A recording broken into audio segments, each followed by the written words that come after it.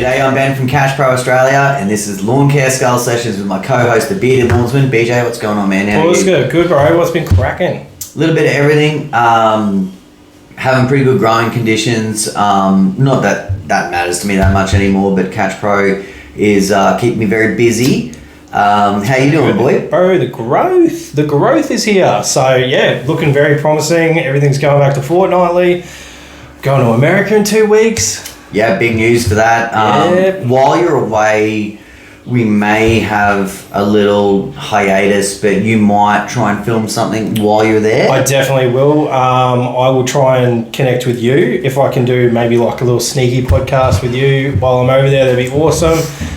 There is a chance too that I can have it'll be me, Rob Shearer, and potentially Dennis, who is like Mr. Skag, like the proper Mr. Skag from over in the US. So is he like the general manager or whoever is? He is indeed. Yeah, okay, of the Skag brand. That's it, yeah, well, I'll see who else I can get in there. Maybe just have a full-on just fucking group chat. Yeah, and I'll just be sitting here doing nothing, eh? Sorry, Denny. Anyway, my bad. What can I say? So what else has been happening, bro? Like, dude, it's all coming off the back of a cool episode. It was pretty cool. My mate Turtle actually reached out and he said that the 36V ride does not have a tiger eye either. So I apologise. It doesn't have a tiger eye. So yeah, I'm wondering if there was maybe anything else that we had said that was maybe either we didn't know about or was incorrect. Because I mean, it happens sometimes, right? Yeah, it fucking happens. I believe that most of the retail pricing stuff we gave was pretty on point. I think so. And so, I mean, hey, if anyone's looking for a commercial mower, hit up that episode and get a little bit of insight into some of the stuff. Different studio, son. Yeah, so this is room number 5, I believe. All of the rooms in my house are numbered because it was a brothel. Not a brothel. Similar though, it was like an orphanage. Oh, Jesus Christ! I shouldn't have said that. No, so it was but this is room number 5, and it's pretty small in here, dude. Yeah, it's now, pretty small. This is my pop's workbench. He's dead. Vintage. And he built this. Yep. She's a little bit. We won't give it a wobble. Yeah. But I'm not really liking the stool situation. Like I prefer to slouch. My bottom hurts. Yeah. I sat on my balls when I first jumped off it. Oh man, I can tell it's going to be one of those episodes. It's always one of those. What are we talking about today, Ben? Okay, so we've had a lot of people reaching out. Where we've done episodes about village life, and we've done some acreage episodes, we've done some pricing episodes, but we keep getting requests specifically for how we were able to secure some of our larger residential villages. Yeah. Now, they don't really want the la-di-da side of it. Yeah. They want to know what we went through, how many times you failed, how long maybe it takes to from start to finish to get the go ahead. Now, my story is a little different to yours because, I know myself. Most of this stuff I sort of picked up before you were in business. Yeah. And then, lo and behold, we ended up, doing some business together. So your story is a little bit different in some factors. Yeah. But at the same time, you still have some great stories about, let's say upholding previous gardeners' values, and levels of work and all of the things that go with it, right? Yeah, so I think you did a lot of groundwork on, footwork. You did a lot of walking around, fucking checking out sites, putting in your name, getting your name out there. I did a lot of networking. Yeah, Now, a lot of my stuff was actually networking too. I can really only say that probably one village was through pure hustle of that nobody had anything else to do with. One of my first and biggest opportunities was from Shorey. Yep. Now, whilst I had to get myself over the line, that first point of contact was really a result of him. Yeah. So it's all relevant, really. Yeah. Well, yeah, quite the same. I think, like, in regards to the village where we did business, that's, that was I wouldn't even say that was easy one. I mean, I still had to go through everything, and we'll get into that down the track, but I've got 4 now.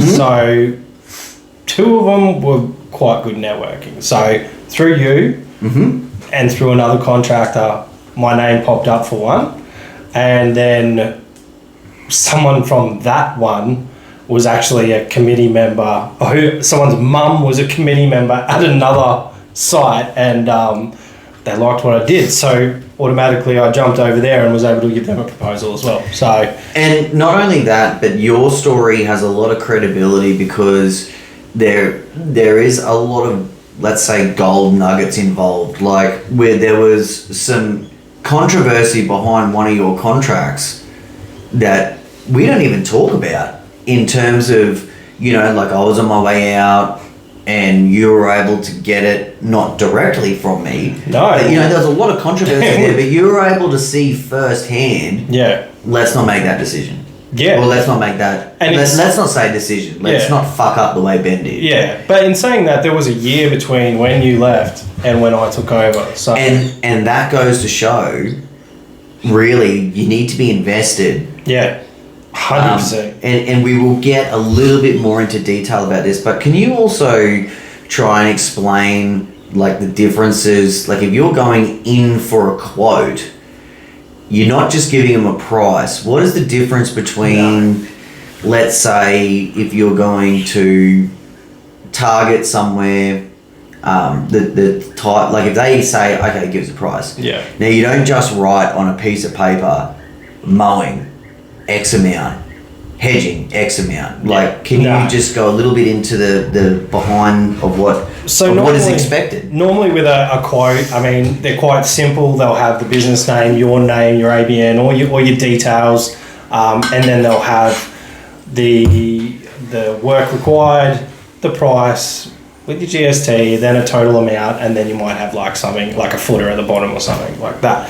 Very simple. One piece of paper. One piece of paper that goes to, your residentials, you can even get away with some horticulturates, your smaller ones that don't have like 7, 8 members on a committee. They might only have 7 or 8 units. It can also go to some commercial sites that aren't huge. Or some business sites. Yeah, business sites. Like a bloody dentist or... Yeah, everything like that. But when you go into like a village maintenance job with 100, 200, 300 and plus units or houses or whatever, then you need to change things up and you need to approach it a little bit differently, from my experience and obviously yours as well. And it's more of it's basically, I don't know, you're basically telling everyone on the committee what you do, where you've come from, how you do things, break down all your prices, you break down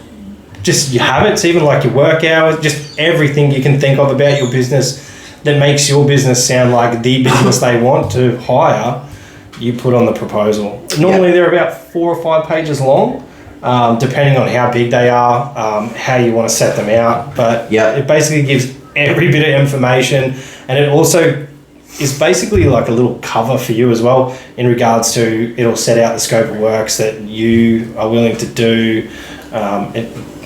Pretty much, if you're going for something, it'll be their scope of works, but you reword it to say, like, this is what we do. And it opens up a clear line of communication as well. So we'll give everyone a little bit of insight into, let's say, how this came about for people like you and I. So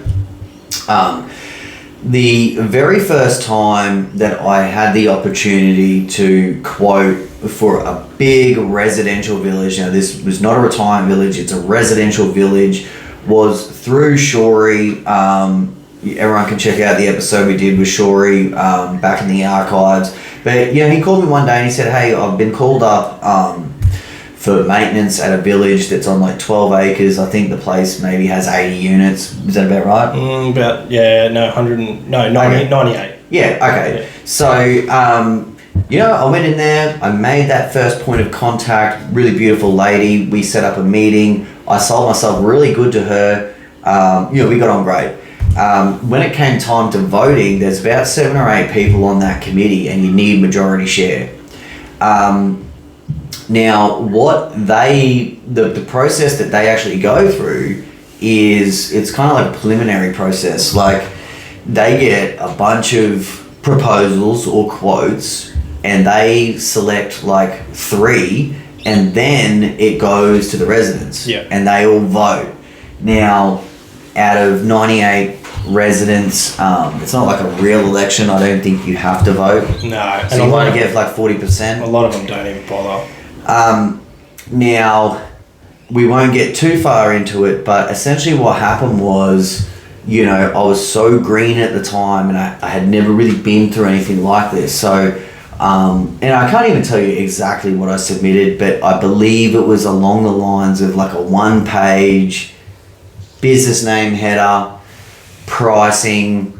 I'm sure we had a scope of works to some extent, but that was really, that was probably as involved as it was. Now, what actually happened was, I did not get voted in, and the opportunity was seemingly gone. And, I remember, like I was really bummed out about it, and it felt so right. Yeah. But you're leaving this in the hands of people who don't even know you. Yeah, that's and right. it's up to you to make them know you and believe in you. You have very little time to be able to do that. So my story in this specific case, which got me in the game, was I had done some work at a local college, and in the years that had gone past, so I wasn't working there anymore, but they ended up outsourcing to a company called Green Options. Yeah. And they're a national company, so lots of people probably know that name. But I was talking to, I was probably hustling trying to pick up that college, to be honest. Yeah. But he ended up saying like, hey man, like if you want, one of their contract templates, don't tell anyone, but here it is. And, this is a decade or more later, so it doesn't matter. Statute of limitations. Doesn't matter that I'm revealing it now, but essentially, I was so fucking floored when I saw like a 30-page proposal, and I'm just like, I just could not believe how far out of the league I was. So what we did was we took what we thought, what we felt comfortable with, and we just remixed it, tossed it up a little bit, and we came up, this is Vicky and we came up with something that we were really happy with, that we could present to any committee to get us over the line. Now, I hustled hard, man, and 12 months later, I received that first contract based on this proposal. So what we're going to do is, I dug up the proposal. Yeah. Now, it's not going to be the same as physically reading it, but we're just going to give you a breakdown of what it is that you and I use to approach. Now, this one proposal between us has probably been used like 6 or 7 times? Yeah. Successfully, I mean. Yeah, successfully. It's been used more than that. Yeah. The one that I'm physically reading off was was one that I never got, but my heart wasn't in it anyway. But, annually, that's probably, this one proposal is probably generated like say 2 million revenue. Yeah, about that. Annually. Yep. So we're not really saying that this is the best, and there's probably many other landscaping companies that have something similar or something better. Yeah. But for anyone who doesn't know, this is a great place to start, and it's a good place to work from. There's also a lot of information and a lot of templates online. You can go and hit Google up, hit the Google machine. Just be careful when you're looking at those, that you're not looking at American templates that'll say, Like Brian's lawn maintenance. yeah, that put in beds. That's such a goof. They put in beds, and they put in things like biannual and bi-weekly. So yeah, they you have to pick and choose. And lawnmower. Yeah, just don't copy and paste like you did back in high school. But yeah. Copy and fucking hell. I didn't learn how to copy and paste until like a year ago. Fuck. Yeah. I copy and paste everything. I do now. Yeah. But it's a tool of the future. There is some key things that we'll break down to try and make it as easy as possible to understand, because we know that people are just listening to us, and it's difficult when they're not here. Yeah. But I think the first thing you should understand is that the first point of contact when you do your walk around with, I think maybe you'll do it with a gardening liaison or the chairman of the committee, is that you make sure you listen. That's really important, especially like they'll feel like they're being listened, and if you even if you're fucking away in the fairies and you're like looking at things that you want to improve, try and listen and make sure that when you tailor this proposal to them, that you add some of the shit that they have found to be a negative in the past, and it might put you ahead of anyone else that didn't listen. yeah, and also like there'll be little nuggets of gold that we can talk about in our own experiences that really help us get over the line.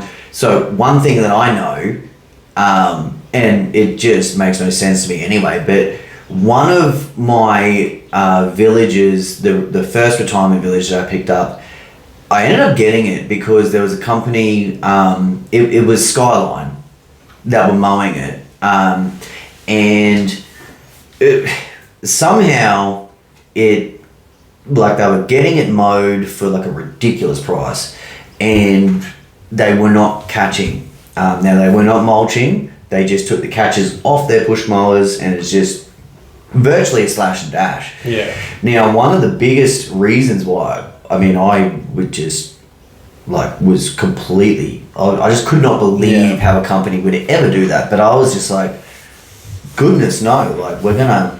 Yeah, these aren't open fields. These are small, like room-sized patches of grass. Some of them. So it was like one thing that I was able to say no man, we're gonna catch, put that in there, and then that was a way that I know that the old dude, because this is a committee of 80-year-olds. Yeah, pretty much. And at least they could go back then and say, look, this is the biggest difference between this and this and this. So, but we, so you've broken down, BJ, the difference between a 1-page quote and a proposal. Yeah. Now, this is the proposal that we're going with today. So, essentially, this very first page, what would you say, 4 or 5 pages? Yeah. I think it's probably, I think 3 pages is probably enough. I think it depends on the size of the quote and how much information. With the one for Stocklands, it was a bit bigger because there was lots of other information that I had to include. But realistically, 3 pages probably will get you across the line. Yeah, so what we have used and what, we felt worked for us was... the very first page in bold is grounds maintenance proposal for, and then it's whatever village it's for. So if it was for Ben and BJ's Butt Village, that's what it would say. And it would say prepared by Greenscape Solutions, which was us at the time. Now, one thing that we found that really spruced that up, because let's face it, you got an A4 piece of paper. If it's just got words on it, it's like... meh. You have to be able to sort of fill, the whole bottom section you got. Yeah, so what we do now, I always thought it's better if you can go there and get 2 or 3 pictures of, say, the front gate, the office, whatever. This particular, you can just pull them off Google if you have to, but it's a little bit more personable if you can actually physically go there and take those images. Yeah. So every page should have a header and a footer, and it should just be, in small... yeah, just a small font at the bottom, either dating the page or having your business name. So when they get into the proposal, now this is something pretty important, right, BJ, it's important to be using certain keywords like titles for whoever it is that you're addressing. Yeah. So if they're a village manager, it's like and if you have their name, it's way better. It's hard when there are some seriously hard places to crack, like you go hunting for managers' names and things like that. Sometimes you can be sneaky and just ring up and be like, oh, hello, I want to buy a villa in your lovely, establishment. And can I talk to the manager, please? And you get your name and then you fucking hang up and you're like, gotcha. But make sure you know your shit though, because they do have like a caller ID system. You don't want to be. Reminds me of that old episode of The Simpsons where Homer's trying to be Mr. Burns. Yeah. Hello, I'm Mr. Burns. I'll just use Lou's phone. And then it's just like, oh, what's your first name? I don't know. Don't be one of them dudes. Yeah. But essentially, you basically have to so-and-so village manager and then the address of the actual place. Yeah. It just helps you fill in, like it allows you to just fill in areas. Yeah, it's just it's a typical cover letter with basically, you can just fucking grab a template from anywhere for the cover letter. It's a really simple one, but it's very effective. So my wife and I, like, essentially we looked at this original contract from Green Options and we just tailored it to us. So it basically is as follows. Dear so-and-so, we are thrilled to have the opportunity to tender for the grounds maintenance of rada. We would like yourself and the residents committee to sincerely consider our proposal. We believe with our commitment and experience, we would guarantee that we would not only meet but exceed your expectations. Now, can you sort of break down that paragraph, because it kind of tells a lot in a small paragraph. It instills a vote of confidence to the committee of your abilities. You think you can do the job above and beyond their expectations, and all they can expect is good things. And that really would resonate with, if they were having trouble with other contractors. I mean, most of the time, if you're moving into a contract, it's because they're not being fulfilled properly. So and a lot of these places will have they might have a body corp, but some of them have a residence committee as well. Yeah. And sometimes there is some tension between, like, Stockland is different. Not every Stockland village is like this, but they kind of have you kind of have all your Stockland stuff. Yeah. And then you have a body corp residence committee as well, and sometimes there's a clash between the two. And being able to, you kind of have to know this, but being able to, like, present it in a more intimate way by saying, like, we would like yourself and the residents committee to sincerely consider our proposal, you immediately get their attention. Just include everyone, and makes them feel like they really want to hire you. And then what you can do is you can go on to give you everyone a little bit of a background, and look, if you don't have a background, you just bullshit your way through it. But, at the time, we were able to say Greenscape Solutions is a locally based company established in 2002, specialising in the grounds maintenance of residential and acreage properties, commercial industrial sites, along with multi-unit complexes, including retirement and aged care villages. Now, there's a fair bit to unpack in that paragraph, and we covered all bases. Yeah. Now, it might not be that extensive. If we were to do something these days, it would probably not, well, we don't need it anymore, but would you go into that depth? No, I would probably pull back a little bit, and I would say... What would you be pulling back? I would basically be saying that my business specialises in whatever the target is. Whatever their target is. Yeah, so I specialise in retirement village, multi-unit complexes, acreage, and I'd work backwards and make sure that theirs is the first one they know that that's where I specialise.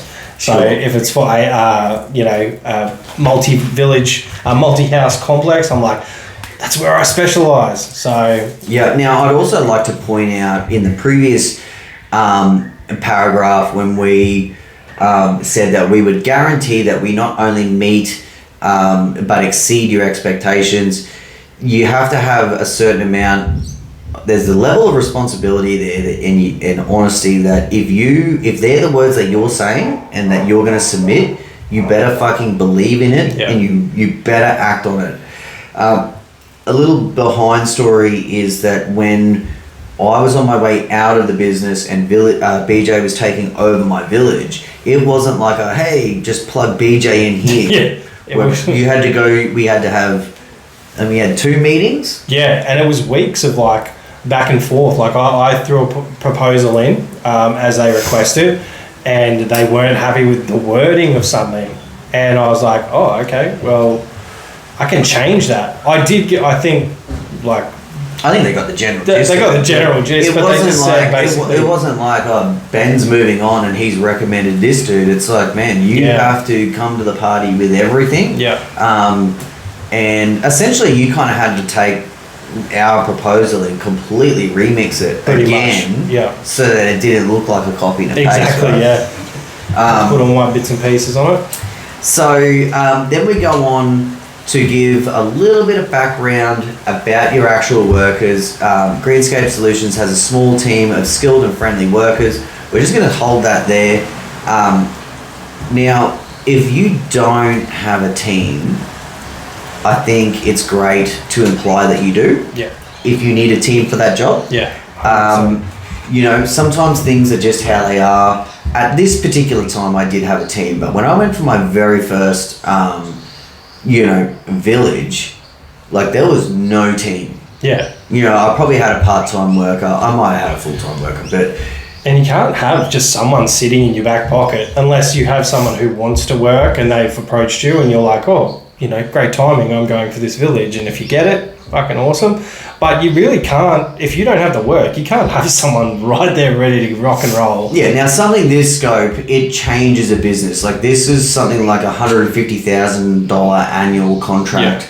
Yeah. And so, like if you don't have that, like how are you going to possibly be paying someone, 60 or 70 or whatever it is that people get paid these days. So I think it's important to ensure, and I don't think go overboard, don't say you got 15 people, don't, but it's important to ensure that you have a small core of friendly workers who will go above and beyond to provide exceptional service. And you also have to have confidence that you can either build that. Yeah. Or, if you got a jailbird working for you, or if you got, something like that, you don't want to be really ensuring things like this. There's nothing wrong with jailbirds, but like if you've got someone that spits on the ground or swears and just cannot be trusted in that environment, you better make sure you have a backup plan. 100%. So it also goes on to say that we are fully equipped to carry out maintenance and management of any size. And what I believe that is giving to them is, it allows them to be confident that, when you use words like site management and carry out works, like they're all terms that, are different to saying like, fuck yeah, we'll mow. Yeah, and you're not lying either. Like you can subcontract any fucking work you need to subcontract. If you don't have a tractor to slash down fucking 10 acres of head high grass for someone, then you just sub it out. You're not lying. You do have the you might not have the equipment, but you definitely have the means to get it done. Yeah, and site management is like, you don't want to... Like, I always loved that title. Like, I never wanted to just be like, hey, we're the mower men. It's like, like we manage this whole site. Like, we keep this whole site ticking. People buying properties here because of us. Yeah. Some of the comments that I get in one of my villages is like, I'll get real estate agents come through and they're like, oh, the gardens are immaculate. And then I'll look at because I'm, cheeky dude, I'll look at the pictures that they take to see if, they've made my gardens look good. And it's always, immaculate gardens that are maintained all year round and shit like that. So I'm like, fuck yeah, that's me. And then, so pretty much the last paragraph or two on this virtually first page into the proposal is that we'll ensure a smooth transition of services from your current arrangement to the new contract. Now, BJ, can you just explain to everyone how important it is to emphasize a smooth transition? It's huge. You really need to. It's all about confidence. When you are taking over something like what we've done, it's a bit different when you're going in where someone's fucked up. Like, they can just, if they know they're going, a lot of the times they'll just fucking throw tools down and just walk away. I know you've already said previously that you would just bounce. Yeah, I mean, if I had been let go from a place that, like, and I sort of felt, you know, if I was dirty about it, and I had the capacity to do it, fuck yeah, I ain't hanging around for no one. Like, they've already made it clear they don't want you there. You can get fucked. Yeah, that's it. Yeah, why do you want to keep me around? But in saying that, if you are taking over a site, such as what Benny and I did, if you're buying a business or whatever, you need to basically both be there for a certain amount of time.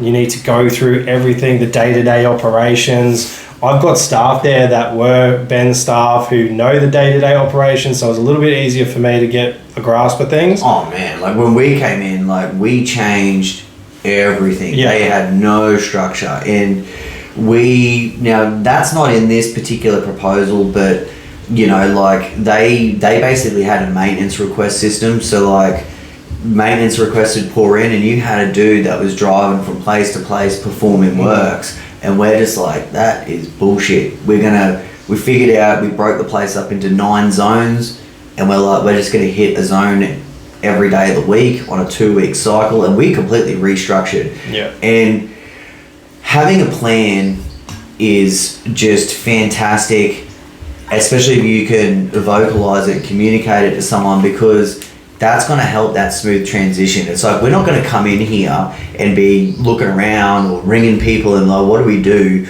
We're going to be proactive. We've got a plan. We're going to stick to it, and we're going to stick to the schedule. So goes on to say that Greenscape Solutions will enable all works to continue unhindered with a minimal amount of disruption, which is also very important because, you know, sometimes these places, man, like I know your residential village, tons of people work and they need, but there's lots of people that, like, these are their homes. Yeah, all the time. And sometimes the gardens are all they have. Like, it was hard for me to learn, like when I worked at my very first retirement village for wages, like I realised that their flowers or that croton or like some of these things are all they have left. Yeah. You know, and if you mince something or fuck something up, that might have been something that their husband planted. Yes. You know, they might have a dead daughter that was their plant from their house. Yeah.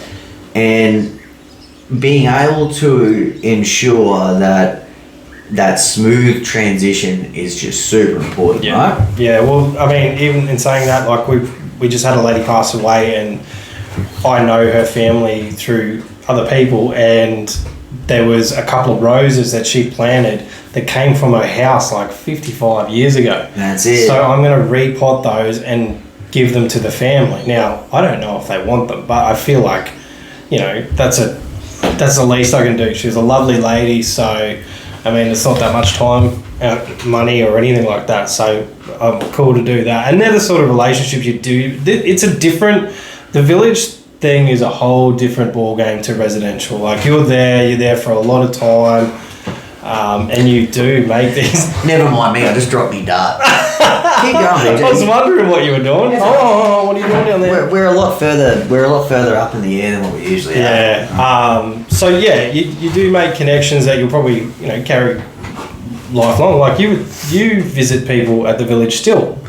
Yeah, I mean, you know, I made connections at all of my places. So, you know, some good, some bad, but it goes a long way. I mean, look, it's nothing for you to rock up at site at any point of the day and maybe see Russell sitting down with a roast with a resident. Yeah. Or a packet of Monte Carlo biscuits that he fucking won't share. Yeah, you know, like, and, you know, that is not always smart business, but it just it really helps the people in those communities. Like if something happens, that's bad. You break a leg, or something happens where maybe there is doubt that you can fulfill your duties. Some of those connections really get you through. Like, hey, we know this guy. Let's try and work something out. Where we can, where he can continue to do his job, and we can all get through it. So I think sometimes those connections, and being able to go into it and give them that feeling that that's what you're about, it really helps get you over. It's a different level of service too. I mean, you've got your green options, you've got your skylines and things like that, and they probably don't. They might use different staff every time. Like they don't. I'm sure they have elements of some of this. Yeah, but because we're all people, right? Yeah. But at the end of the day, like just like you said, they could get sent to a site and then, hey, someone quits. Hey, we need you over at this site. Yeah. And that's exactly right. And it's never consistent. You wouldn't build up the same relationships, and that's where sometimes it can break down. Some of these big people, like these big, retirement villages and things like that, they want a personalised experience. They don't want someone who just rolls in with a truck, fucking smashes out the work as quick as they can and shoot off. So it just depends on the sites as well. Sometimes you get that. Like some of the retirement villages probably won't be like that, but a lot of the residential ones, they don't give a fuck.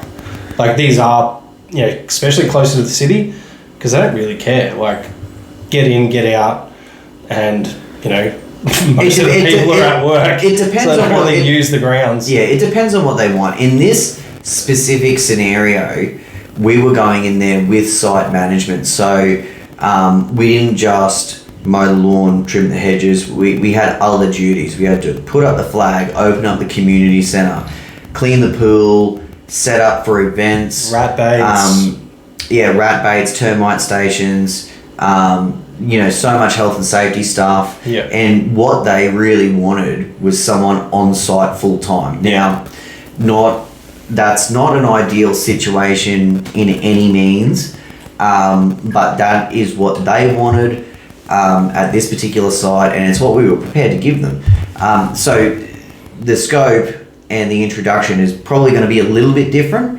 I think something to point out is that if you obviously you're selling yourself and your team and everything, it's probably important to specify whether you're going to be present or not.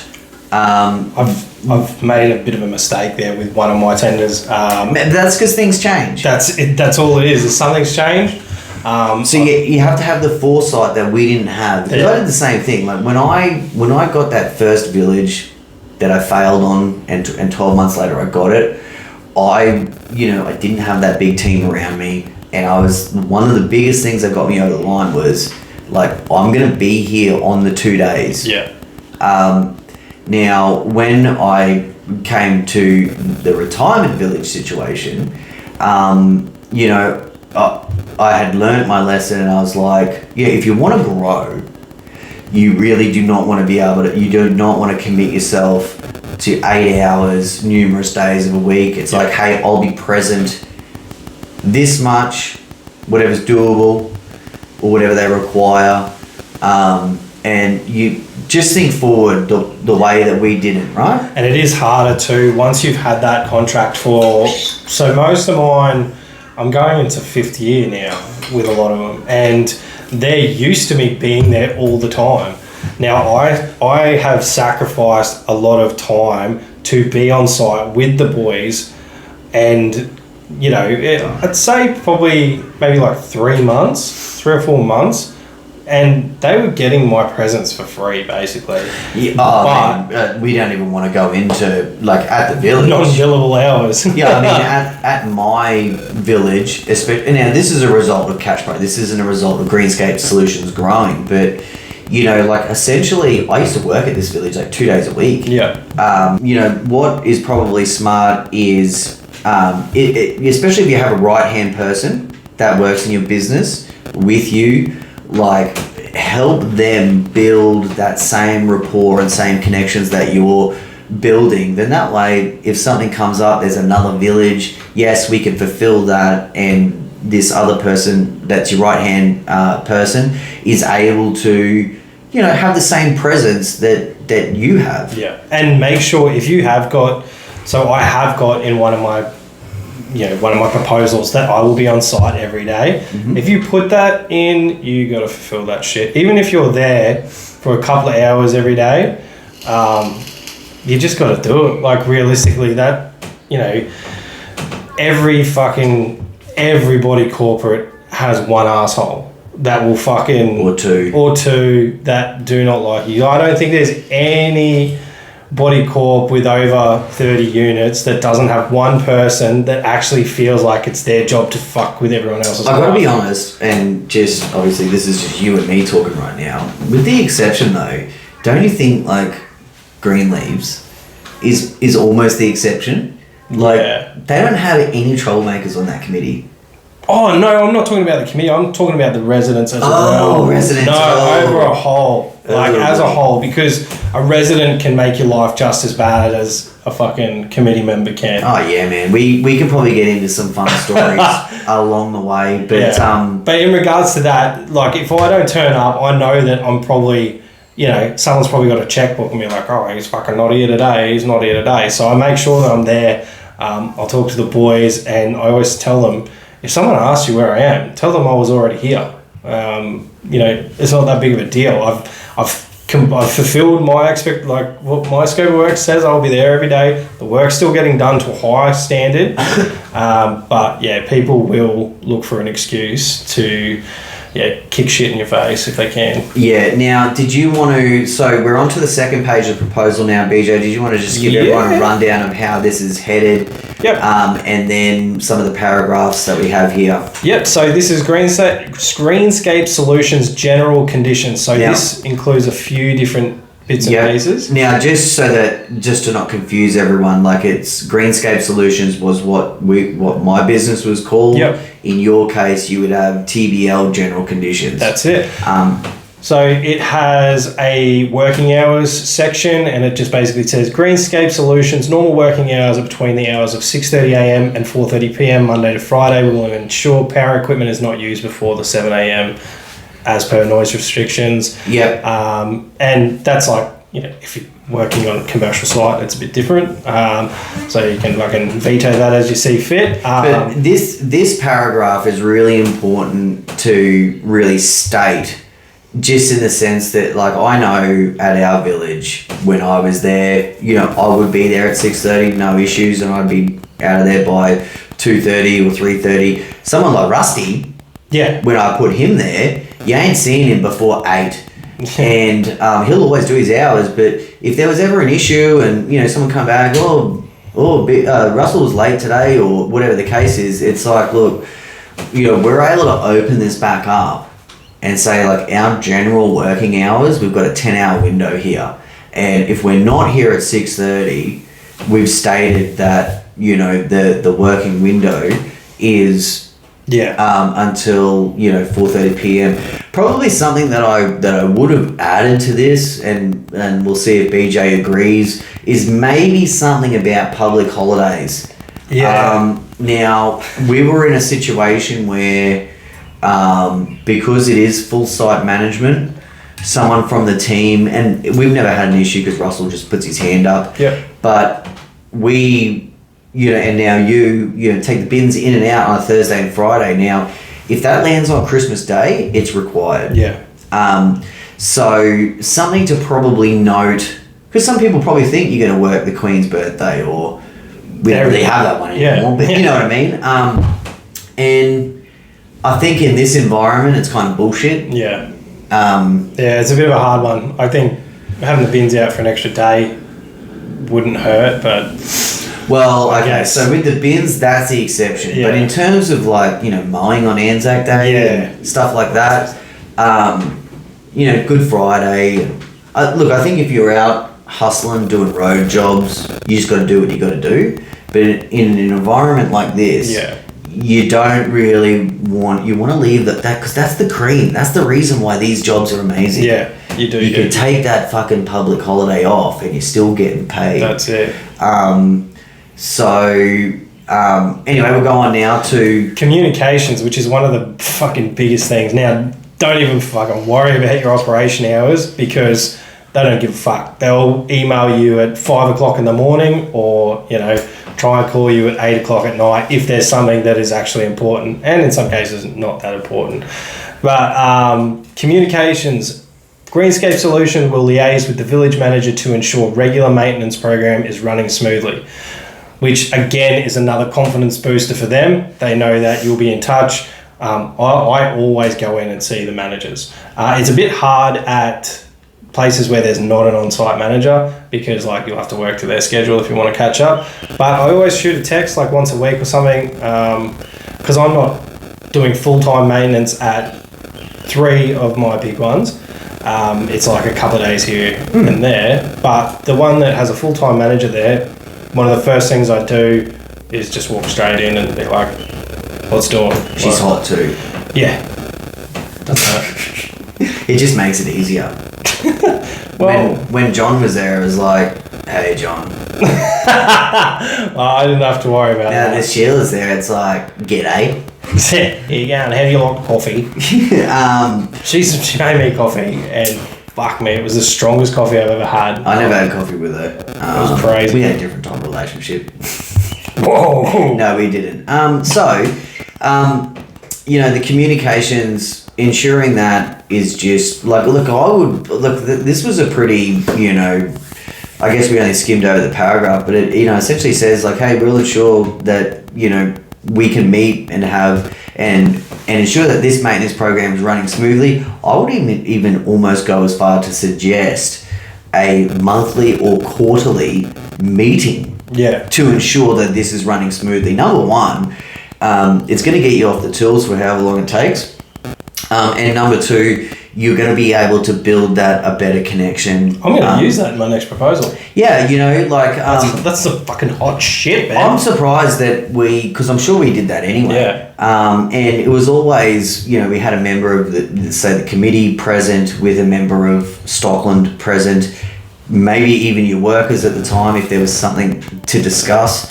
But all of these things, when you submit them in a proposal, they look at that and they just think, geez, these dudes are really, really organised and they're not just mower men. Yeah, but it's on paper, so you have to fulfill it. That's right. It works both ways. It makes you look super professional, makes you look like king ding-a-ling, but if you don't follow through, then you fucking just going to get blacklisted. And then, so underneath this paragraph, we have level of responsibility. So we do have a little highlighted effect with Greenscape Solutions. It's in green. I'm assuming that's something Vicky came up with, but we have basically just bullet points here of expectations. Greenscape Solutions staff will be well presented in uniforms at all times.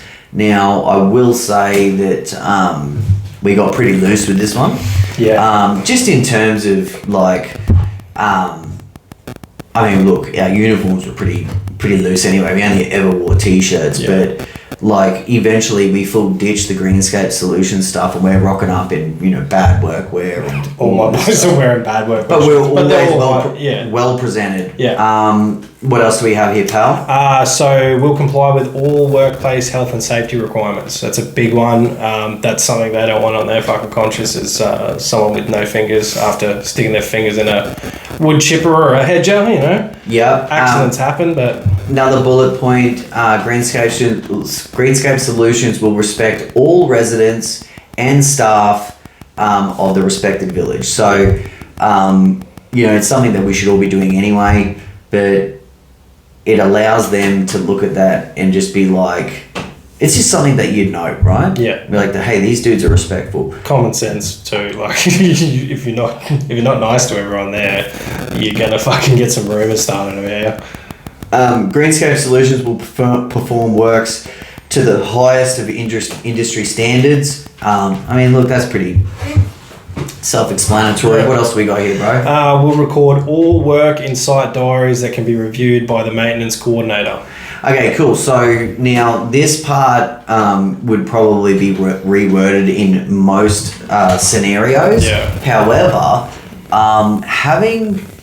look, we never really actioned this just because I was there so much, but this is seriously like a great thing for businesses to really employ. And having site diaries, you know, if you've got workers on site, having them fill out like, okay, have we mowed the lawn? Have we, you know, checked all the weeds? Have we done this? Have we done that? And then being able to look at that, let's say you come in on a Friday as a boss, Yeah.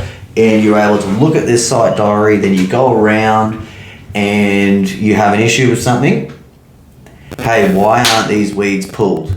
You have them ticked off in your site diary, but, you know, and we have an issue here. You fucking liar. Yeah, essentially. So, you know, that's more of like a in-house thing that people should be doing. But I think if you're prospecting somewhere or submitting a proposal, it just is one of those extra points where they can look at that and go, geez, this is really refreshing. Yeah, it shows that your staff are accountable for their actions. So, but again, you put it in there, you got to fucking do it. Yeah, I mean, Things like that can slip. That's something that can slip really easily. It can slip. I also think, like, if you're a contractor that is contemplating doing this, or if you're already doing it, you need to have made that decision already to commit to this shit. You and I are both the types of people, like, we are not going to make promises that we won't keep. No. If you believe in it, then you better follow through, because it's only going to end one way. Oh, it'll kill you in the long run. Like, it really will. And your reputation. And that's what will drive your business along. Sure. Last bullet point in this section. Will ensure that the village is well presented all year round. You know, I mean, we don't really need to dive too far into that, but it's just Pretty another, you know. self-explanatory. Okay, so pal, what we got on, we've got another page here, so this is probably third page, and it's basically a scope of works. Yeah. That's what it's titled as, a scope of works. Now, we're going to go back to your one-page quotes. Yeah. And you're like, mowing. Yeah, so we normally, with our quotes, we'll do like a standard service.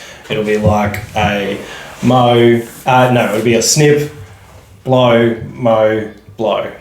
So that's how we roll on the standard service. And then, you know, if you add other shit, it's just basically one after the other. But this is different. Yeah, so what we've got here, we basically have subcategories. So your first one is mowing and edging. And we have a paragraph to essentially highlight what that scope is going to entail. So all turf areas within the property boundaries will be carried out on a fortnightly basis to ensure quality. All edges will be trimmed on every mowing operation. All hard surfaces will be blown down upon completion of any mowing operations. Now, you can see the difference. Yeah.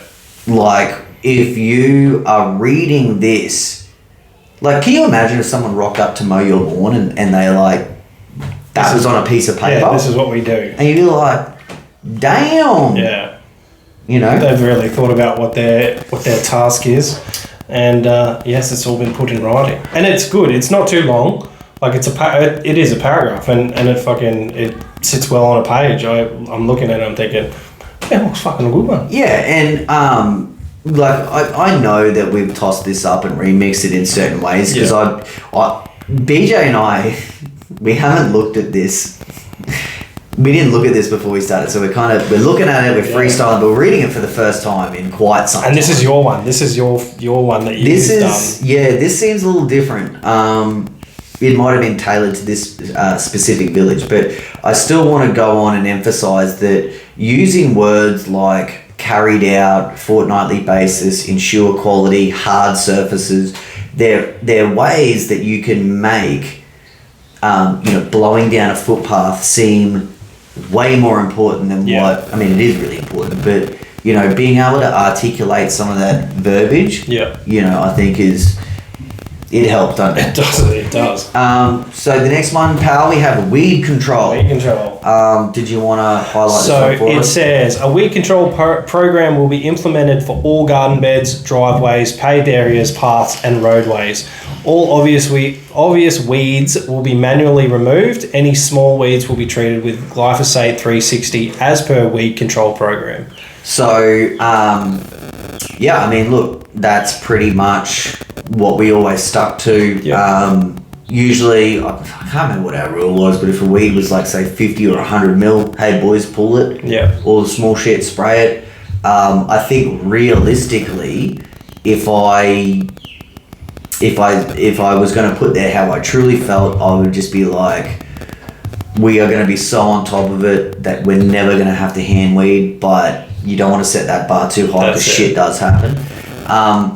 But yeah, having a weed control program is really important. If you don't have a weed control program, say you have a weed control program. And also try and avoid using words like poison. Yeah. Now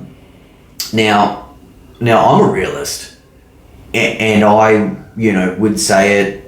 If I wanted to. Sometimes I like to get under people's skin. Yeah. Like I had someone. This is way back. I think my dad was still with me, so I was probably like 17. I was like, yeah, no, we got poison, rah rah. And this lady just full stopped me in my tracks, and she's like, poison. And gave me this big spiel, and I remember rolling my eyes and thinking like, I ain't fucking working at this place. And that was back then. The world is way more politically correct now, and it's good to be aware of this stuff. Yeah. I mean, at the end of the day, it is fucking poison. Yeah. It has a poison label on it. Yeah. Some people just prefer, herbicide, glyphosate, whatever it is. So next up we have pruning and hedge trimming. All pruning of plants, hedges and trees less than 3 meters high will be carried out by Greenscape Solutions. I'm going to pause it there. Now, do you know the reason why we've specified 3 meters high? Because that's all you're insured to. Yes. Now, turns out we were insured for 6 meters. Yes, same. But because you need 20 mil of public liability to work on this site. However, getting up over 3 meters is really a fuck around. Yeah, it's whether you're insured high. to. It's really high. Yeah, whether you're insured to or not. We wanted to state here that really where we excel is 3 meters and below. Yeah.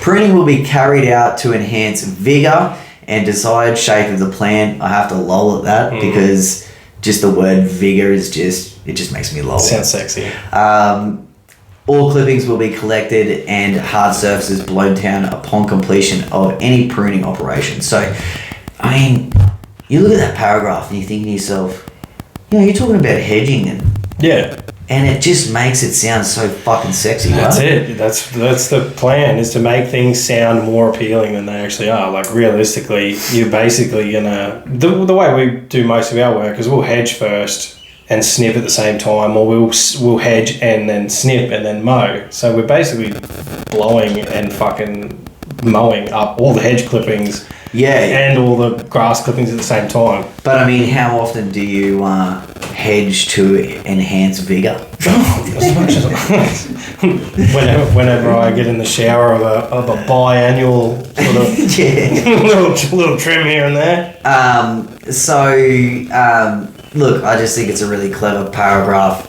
We have here tree trimming. Anything over 3 meters in height requires a licensed tree lopper, which can be arranged through Greenscape Solutions. Now, I believe that paragraph is not true, but what it states there is that, hey, we're not going to carry out works over 3 meters high, but we can arrange for you a contractor to do that. You can subby them out, and it takes the task away from them.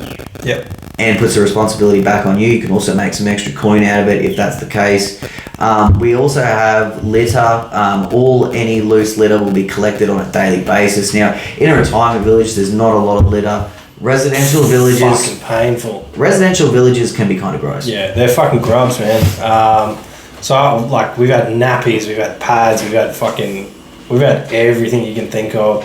Needles, lighters are a massive problem. Like I don't know how many people. I think it's we find them behind hedges a lot. So I reckon it's like kids smoking bongs. Like fuck. Yeah. Okay. I'll find me lighter. But yeah, we pick up like hundreds of lighters. Man, I had to laugh at a commercial site. It's like a big timber factory.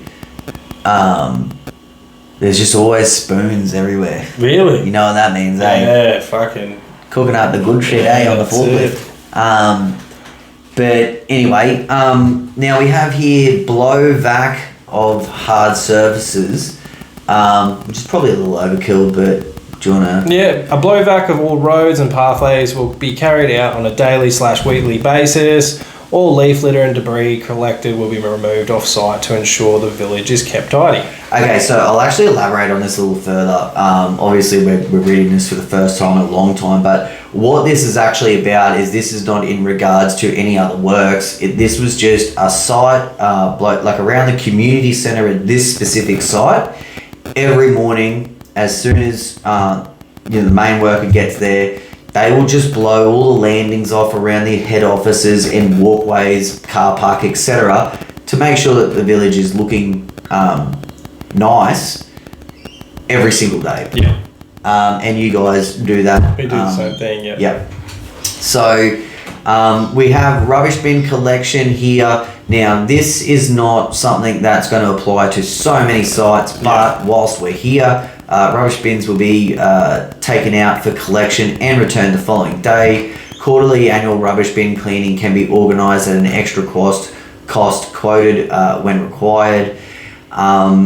So if you are going to have anything to do with bins, please always put in writing somewhere about cleaning, and I would suggest monthly, not quarterly.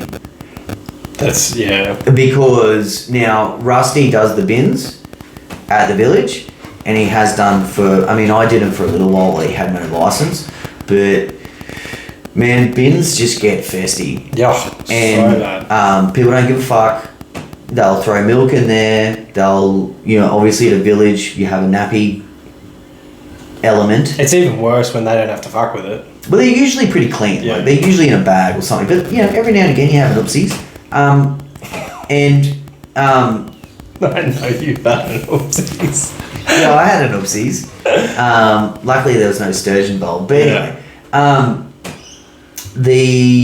if you're going to take on that, so we don't, in this particular case they outsourced to a private bin company.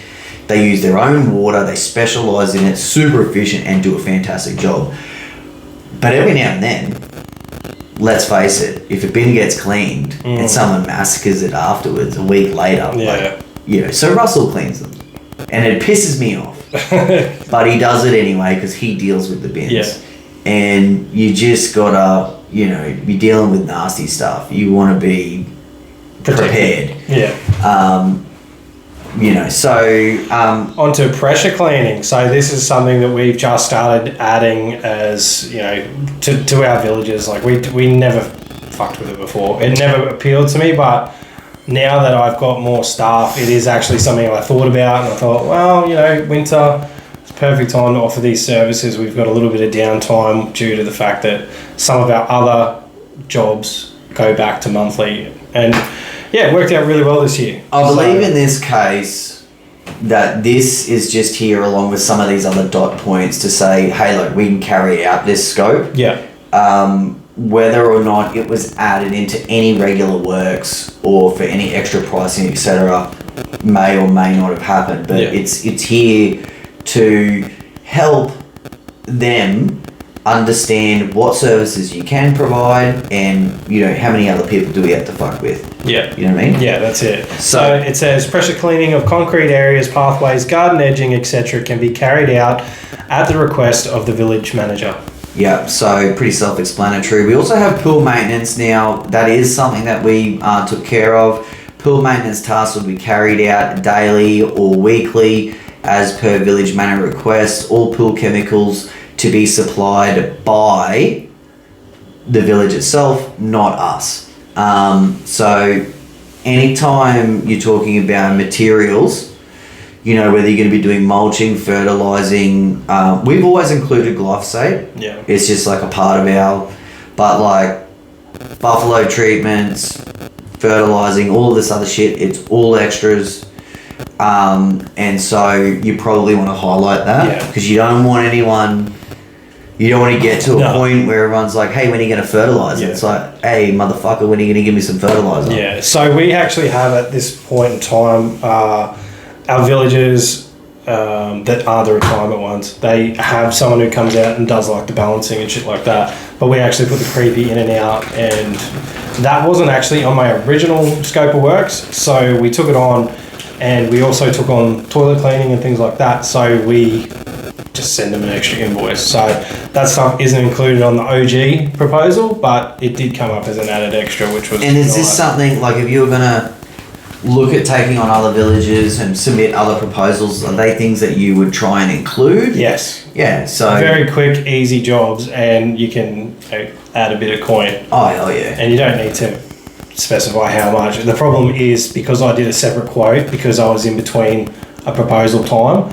Now they know how much I would charge for it, and I can't just add it in and add extras. But I'm coming off the back of a 2-year contract, so it's still not up for another 6 months or something. But you know, I will definitely be adding that in as just like a standard.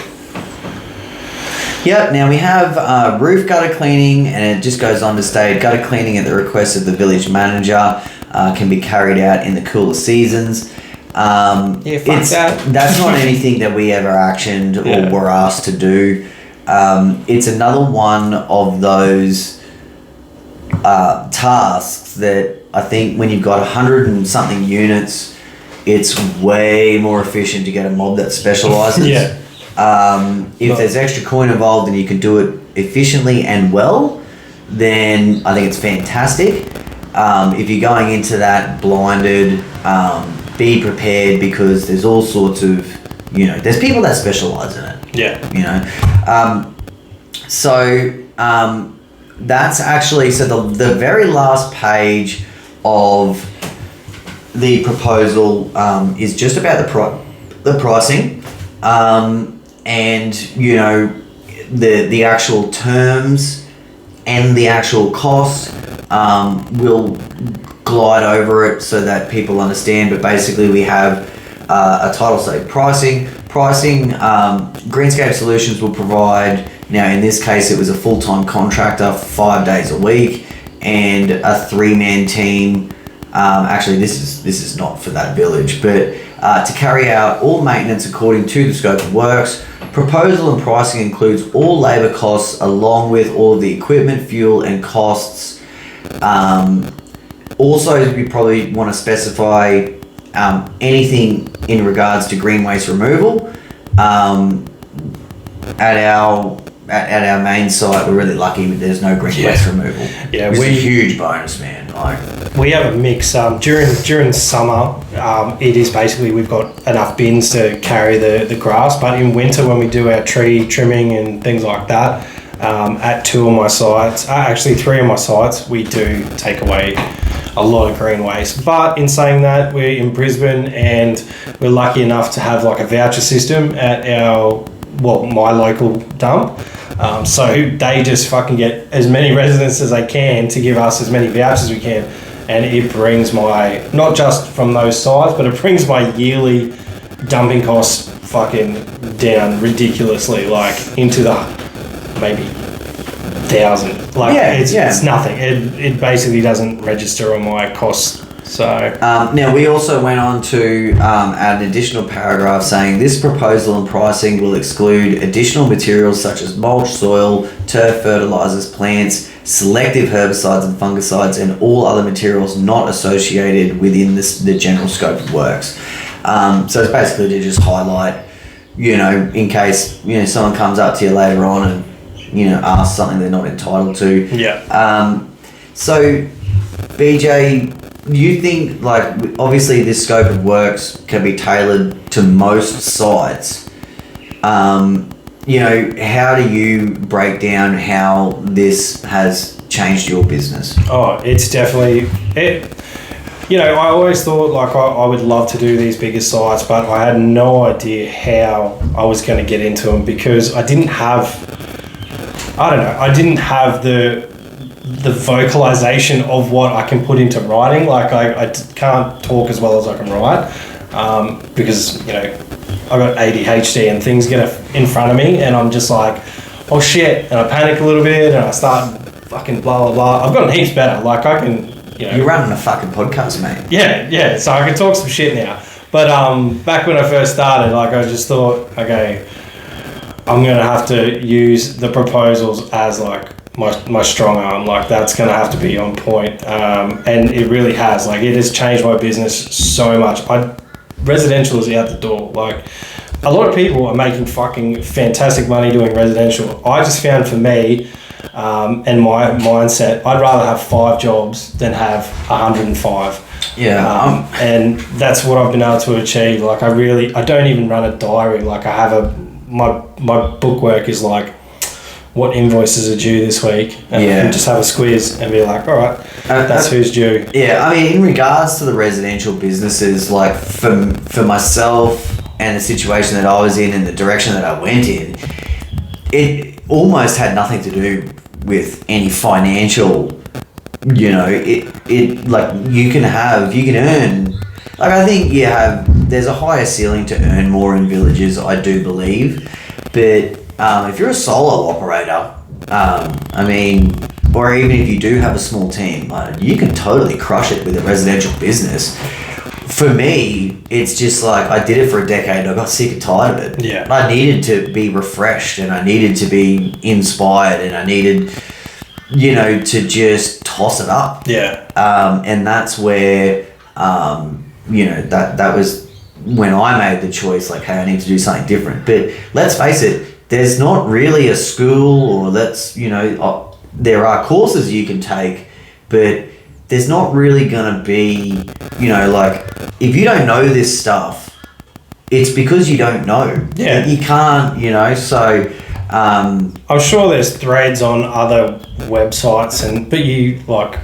You know, like, if you're going to go and, you know, become a doctor or... you know, become a lawyer or something, like you learn this shit. If you're going to be a real estate agent, you learn how to write up a real estate contract. Yeah. I cut my teeth on this stuff. Like before I even started my business, I was planning on starting my business and I bought all my equipment and you were like, why don't you come out and have a crack? You can come and I'll sort of show you how to hedge properly and I was like, yeah, this is what I want to do. Like, like even this back end stuff, like, you know, you, regardless of where you've come from, or, I mean, let's say you were a lawyer and all of a sudden now you're running a gardening business. Yes, this stuff you probably would have come up with that organically. Yeah. But, you know, for some people who have only ever been in this industry, or, I mean, maybe you were a cleaner beforehand, or maybe you worked as a groundsman, or whatever the case is, you know, if not a lot of, you know, if you don't have this in place yet,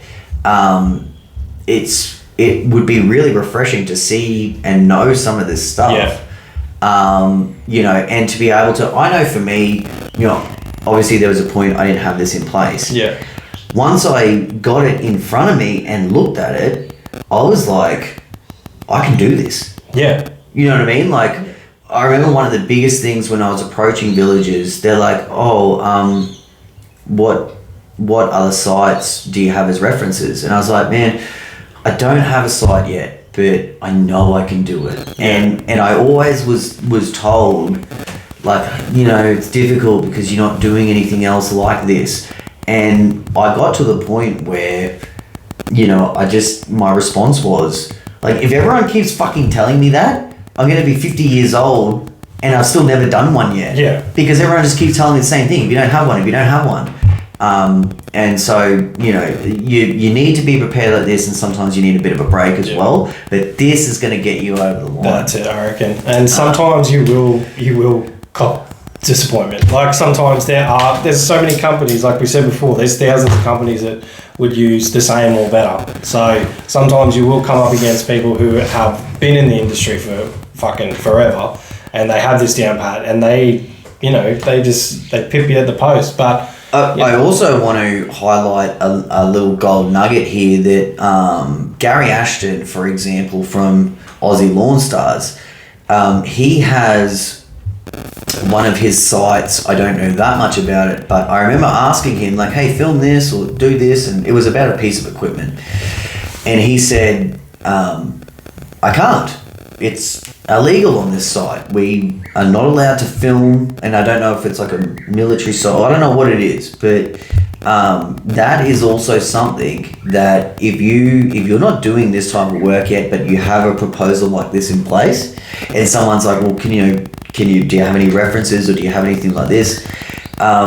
Something that you can use is, well, we do, but we're not allowed to disclose this information due to whatever. And it can be a really clever way to make out that you're doing a site. This is if you truly believe you can do it. Yeah. If you're just, pissing into your own hand, I just think, it's not worth it. No. But if you believe that you can do it, maybe that's an extra little tactic. Yeah, that's a good one.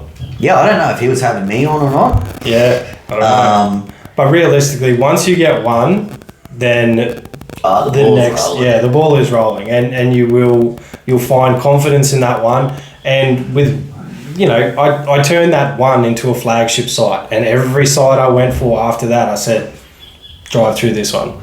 Yeah, I mean, I know for a fact, like I don't think about it, this way as much anymore, but like I got to a point maybe 4 years ago where I thought, like, give me a fucking 200-acre site and I can manage this site. Like, I feel like I can manage a suburb. Yeah. Like, once I had some of these systems in place and once I'd done it before, obviously you can't do this shit by yourself, but if you surround yourself with the right team and equipment and you've done it, I felt like there was nothing I couldn't do. Yeah. And it's a lot to do with your team as well. Absolutely. You can do fucking anything with the right team. Yeah. So anyway, hopefully we did answer some questions today. Hopefully we have offered some insight. At Catch Pro, I am considering refining some of this stuff, maybe having like employee handbooks, and obviously I'm not going to bullshit anyone. It will be for sale. It's not something that I'm just going to hand out. Yeah. But it's not going to be a huge money-making thing. It's going to be something more along the lines of, hey, like this might cost you $11.95 or something, then that way it kind of takes a little bit of the hard work out of it for people that are not as good at this stuff, and at least they have something to go by. That's it. Yeah. Templates, they're fucking handy. That's for sure. I did reach out to Brian from Brian's Lawn Maintenance because he does all this stuff. That goof. What did he say? Well, he does all this stuff in the US, and he has templates on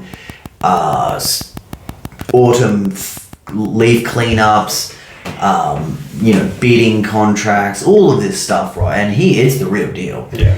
And I, had sort of said, do you find it helpful? And for me, it's not big. I want to make some money off it because it's time. Yeah. And ultimately, it's probably Vicky that's going to be dealing with it. Yeah.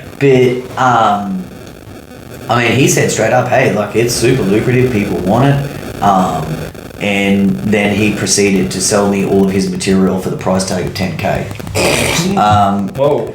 But I will say, just as BJ has said, a lot of this shit you can pull off Google, remix it yourself, and I've never done that. Have you done it?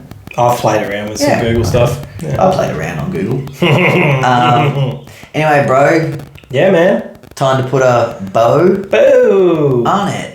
Alright, well, we'll be catching you next week. Remember to hit us up if there's any special topics that you would like, either personally, via any of our socials.